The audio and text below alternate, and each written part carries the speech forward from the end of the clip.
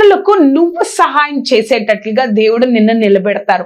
ఈ మాట వినినప్పుడు నీకు అనిపించిందేమో, ఏంటి నేనే వేరే వాళ్ళ సహాయం కోసం చూస్తున్నా, నేనే వేరే వాళ్ళు ఎవరన్నా నాకు సహాయం చేస్తారా, ఎవరన్నా నాకు తోడుగా ఉంటారా, ఎవరన్నా నన్ను నిలబెడతారా అని నేను వేరే వాళ్ళ వైపు చూస్తున్నా. కానీ దేవుడు చెప్తున్నాడు మనందరితో, వేరే వాళ్ళ సహాయం కోసం చూస్తున్న మనతో దేవుడు చెప్తున్నారు, ఇతరులకు నువ్వే సహాయం చేసేటట్లుగా నేను నిన్ను ఆశీర్వదిస్తా. ఎంత గొప్ప ధన్యత! ఆ విధంగా మన చరిత్రను మార్చగలిగిన గొప్ప దేవుణ్ణి నువ్వు నేను కలిగి ఉన్నాం. ఏలియా వర్షం వస్తుందని ఆహాబు రాజు దగ్గరకు చెప్పినప్పుడు దేవుడు ప్రత్యక్షమై, ఏలియా నువ్వు సారెపాతుకు వెళ్ళు, అక్కడ నేను విధవరాలకి ఆజ్ఞాపిస్తాను, ఆమె నిన్ను పోషిస్తుంది అని చెప్పినప్పుడు ఏలియా సారెపాతికి వచ్చారు. ఆ కరువు వల్ల సారెపాతికి వచ్చినప్పుడు అక్కడ ఆ ఊరు రాగానే ఏలియాకు విధవరాలు ఎదురుపడుతుంది. ఆ విధవరాలను చూసి నాకు కొంచెం నీళ్ళు ఇస్తావా అని అడిగినప్పుడు ఏలియా ఆమె వెంటనే నీళ్ల కోసం వెళ్తున్నప్పుడు ఆమెను వెంటనే పిలిచి, నువ్వు నాకు ఒక అప్పం చేసుకొని రా అని ఏలియా చెప్తారు. ఏలియా ఒక రొట్టెను చేసుకొని రా అని చెప్పినప్పుడు ఆ యొక్క సారెపాతు విధవరాలు ఏం చెప్తుందంటే, మా గృహంలో కొంచెము నూనె కొంచెము పిండి మాత్రమే ఉంది, మేము చావక మునుపు వాటిని చేసుకొని తిని చనిపోదామని కట్టెలు ఏరుకోవడానికి నేను ఇక్కడికి వచ్చాను.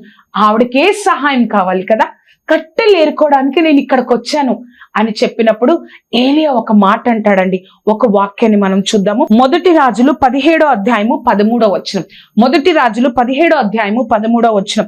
అప్పుడు ఏలియా ఆమెతో ఇట్లడెను, భయపడవద్దు, నీవు పోయి చెప్పినట్లు చేయము, అయితే అందులో నాకొక చిన్న అప్పము మొదట చేసి నా యొద్దకు తీసుకురమ్ము, తర్వాత నీకును నీ బిడ్డకు అప్పములు చేసుకొనుము.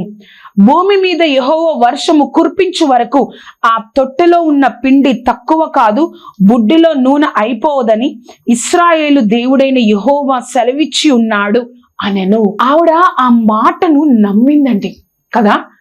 నువ్వు ముందు ఆ యొక్క ఏదైతే కొంచెము నూనె కొంచెము పిండి ఉందో దాంతో ఒక అప్పము చేసుకొని నాకు ముందు తీసుకురా, తర్వాత మీరు చేసుకోండి. దేవుడు ఏమంటున్నాడంటే, ఈ కరువు పోయే వరకు ఆ పిండి అయిపోదు, నూనె అయిపోదు. ఆ మాటను ఆవిడ వెంటనే అంగీకరించింది.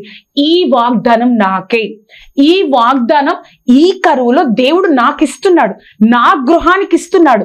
ఒక దైవజనుడు నా ఎదురుగా నిలబడి దేవుని మాటను నాకు చెప్తున్నాడు, నేను ఆ మాటను పరిపూర్ణంగా నమ్ముతాను. ఆ నమ్మడం వల్లే తన చరిత్ర మారిపోయింది. ఆ నమ్మడం వల్లే కరువులో 3.5 సంవత్సరాలు కరువులో తను ఎక్కడా కూడా ఎవరిని చేయి చాచకుండా అనేక మందికి ఆశీర్వాదకరంగా తను ఉంది. ఆవిడ తినడమే కాదంట, తన ఇంటి వారు కూడా వచ్చి ఆవిడ ఇంటిలో ఉన్న ఆ యొక్క పిండి వల్ల చేయబడిన రొట్టెలు తిని, ఆ నూనెతో కాల్చబడిన రొట్టెలు తిని ఆ కరువులో వారు బ్రతికారంట కదా. నీ యొక్క నా యొక్క జీవితంలో మనము లోటులో ఉన్నప్పుడు దేవుడు అనేక సార్లు వాగ్దానం ఇస్తారు.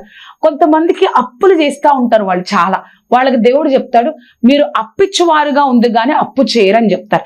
మీరు కొంతమంది అనారోగ్యంతో ఉంటారు, అనారోగ్యంతో ఉన్నప్పుడు దేవుడు వాగ్దానం ఇస్తాడు, నీకు పరిపూర్ణమైన స్వస్థత ఇస్తాను. అది ఎంత భయంకరమైనదైనా దేవుడు వాగ్దానం, ఆ వాగ్దానాన్ని నువ్వు నేను ఎలా స్వీకరిస్తున్నావు, అప్పుడు మాత్రమే మన చరిత్ర మారుతుందండి.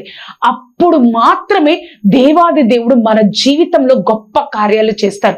ఆవిడ దగ్గర తక్కువ నూనె, ఇంత పిండి, ఇంత నూనె ఉంది ఏమో, తను చాలా సార్లు దాని వైపు చూసి, అయ్యో ఇంత నూనె ఇంత పిండే ఉందే, ఎలా ఎలా ఎలా ఎలా ఎలా అని అనుకుందేమో. ఇంటిలో తను కట్టెలు వేరడానికి వచ్చినప్పుడు కూడా, ఇంత నూనె ఇంత పిండికి ఎన్ని కట్టెలు కావాలి, ఇంత నూనె ఇంత పిండికి కొంచెం నూనె కొంచెం పిండి అని చెప్తుంది కదా, ఇంత నూనె ఇంత పిండికి ఇన్ని కట్టెలు కావాలి, ఎంత ఏరుకుంటాను, ఒక 2-3 కట్టెలు తీసుకెళ్తే సరిపోతుందిలే అని అనుకుంటుందేమో. ఆ నూనె ఆ పిండే ఆవిడకి మనసులో ఉంది, అదే ఉంది. కానీ దేవుడు వాగ్దానం ఇచ్చిన తర్వాత, నీ ఇంటిలో నూనె తరిగిపోదు, పిండి తక్కువ కాదు, నూనె తరిగిపోదు అని దేవుడు వాగ్దానం దైవజనుడి ద్వారా తను చెప్పినప్పుడు వెంటనే ఆ మాటకు లోబడింది. ఆ మాటను తన వాగ్దానంగా దేవుడు నా జీవితంలో కార్యం చేస్తారు. మనం చాలా సార్లు వాక్యాన్ని వింటాం, దైవజనుల ద్వారా వాక్యాన్ని వింటాం, ఆ యొక్క యూట్యూబ్ లో వాక్యాన్ని వింటాం, అనేక సార్లు బైబిల్ చదువుతున్నప్పుడు ప్రార్థనలో దేవుడు అనేక సార్లు మాట్లాడతారు. దేవుడు నీ స్థితికి మించి వాగ్దానం ఎప్పుడైనా ఇచ్చినప్పుడు నువ్వు నేను నమ్మగలుగుతున్నామా? దేవుడు నీ స్థితికి మించి నా జీవితంలో వాగ్దానాన్ని ఇచ్చినప్పుడు నువ్వు నేను నమ్మగలుగుతున్నామా? దేవుడు మనల్ని ప్రశ్నిస్తా ఉన్నారు. నీ స్థితి మారాలి అంటే ఆయన యొక్క వాగ్దానం మీద ఆశ పెట్టుకో.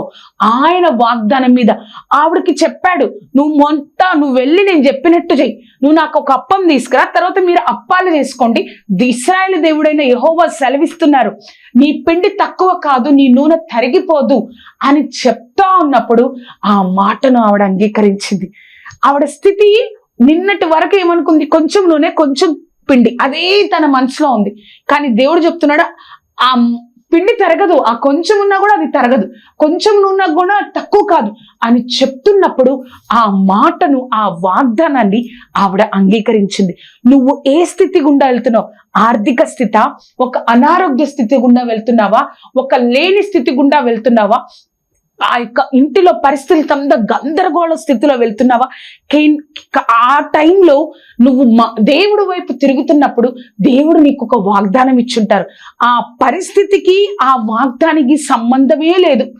ఆవిడ పరిస్థితికి ఆ వాగ్దానానికి సంబంధమే లేదు, కానీ దేవుడి మాటను ఆవిడ నమ్మింది. అలాగే నువ్వు నేను ఆ పరిస్థితికి ఆ వాగ్దానానికి సంబంధం లేకపోయినా దేవుడు చేసి చూపిస్తాడు కాబట్టి, దేవుడు కార్యం చేస్తాడు కాబట్టి, ఆయన గొప్పతనం మీద, ఆయన ఎటువంటి వాడో ఆయన గొప్పతనం మీద నువ్వు నేను ఆధారపడగలిగితే ఆమె యొక్క జీవితం లాగా మన జీవితాలు కూడా ఒక చరిత్ర మారిపోతాయి. అయ్యో నిన్న వాళ్ళ ఇంట్లో కొంచెం పిండే ఉందండి, కొంచెంలోనే ఉంది, ఇప్పుడు కొన్ని వారాలు అయిపోయింది, నెలలు అయిపోయింది, సంవత్సరాలు అయిపోయింది, ఆ పిండి తరగట్లా, ఆ నూనె తరగట్లా అని అక్కడ పక్కన వాళ్ళందరూ సాక్ష్యం చెప్పుంటారు కదా. 3.5 సంవత్సరాలైంది. ఆమె ఇంటి వారందరూ ఒక్కొక్కళ్ళు వస్తున్నారు, అయ్యో మా ఇంట్లో అయిపోయింది అనగానే రండి మా ఇంట్లో ఉంది అని అందరినీ పిలుస్తుంది. ఎంత మంది వచ్చినా ఆహారం సమృద్ధిగా ఉంది వాళ్ళ ఇంట్లో, ఎంత కరువున్నా కూడా అన్న సాక్ష్యం విన్నారు కదా. ఆమె చరిత్ర మారిపోయింది కదా. ఎప్పుడో తెలుసా? ఆ వాగ్దానాన్ని లేమిలో ఉన్న ఆవిడ, సహాయం కోసం ఎదురు చూస్తున్న ఆవిడే ఆ ఇంటి వారందరికీ, బంధువులకి, చుట్టుపక్కల అందరికీ సహాయం చేసే స్థితిలోనికి వెళ్ళింది. అంటే ఆవిడకి ఎందుకు వెళ్ళింది? ఆ వాగ్దానాన్ని నమ్మబట్టి.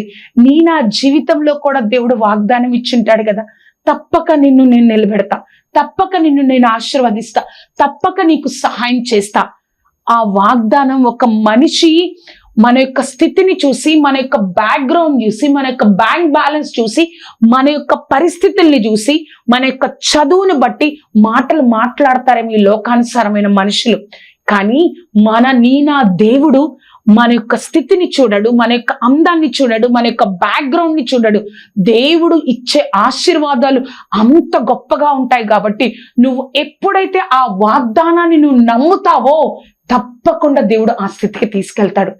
తప్పకుండా దేవుడు ఆ వాగ్దానాన్ని నమ్మి ప్రార్థన చేస్తూ, ప్రభా నువ్వు చెప్పావయ్యా నాకు సహాయం చేయి, నువ్వు నాకు వాగ్దానం ఇచ్చావయ్యా నాకు సహాయం చేయి అని నువ్వు ఎప్పుడైతే దేవుడి వైపు తిరుగుతావో తప్పకుండా దేవుడు ఆ వాగ్దానాన్ని నా జీవితంలో నెరవేర్చి మనము అనుభవించేటట్లుగా దేవుడు సహాయం చేస్తారు. ఎంత గొప్ప ధన్యత కదా. ఒక్కసారి ఆ వాగ్దానాన్ని వైపు చూడు. ఏ స్థితి గుండా నువ్వు వెళ్ళినప్పుడు ఉన్నావో, దేవుడు నీకు ఏ వాగ్దానం ఇచ్చారో ఒక్కసారి నువ్వు జ్ఞాపకం చేసుకో. దేవుడు మనతోనే మాట్లాడుతున్నారు. మన యొక్క వాక్య ప్రసంగ అంశం, దేవుడు ఎలా అయినా సహాయం చేయగలరు. మొట్టమొదటిగా దేవుడి సహాయంతో నువ్వు ఆశీర్వాదాన్ని పొందుకుంటావు. రెండవదిగా ఇతరులకు సహాయం చేసేటట్లుగా దేవుడు నిన్ను నిలబెడతాడు.